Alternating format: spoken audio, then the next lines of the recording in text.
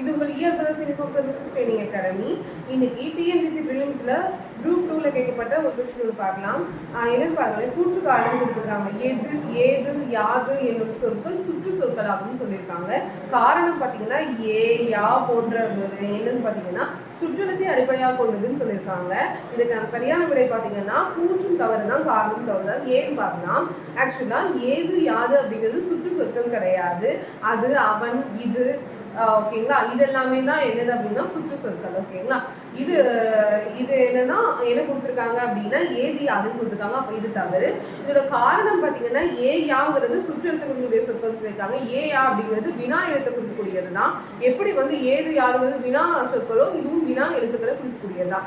ஆக்சுவலா அப்போ சுற்று எழுத்துக்கள் எது எதுன்னு பார்த்தீங்க அப்படின்னா ஆ, உ இது எல்லாமே என்னதுன்னு பார்த்தீங்க அப்படின்னா ஆ, உ, இ இந்த 3 எழுத்துக்களும் என்னதுன்னா சுற்று எழுத்து கொடுக்கக்கூடிய எழுத்துக்கள். ஓகேங்களா, சரி. அப்படின்னா இந்த இதுக்கான சரியான விடைனா நான் ஏற்கனவே சொன்ன மாதிரி கூற்றும் தவறு, காரணம் தவறு. ஆப்ஷன் டி தான் இதற்கான சரியான விடை.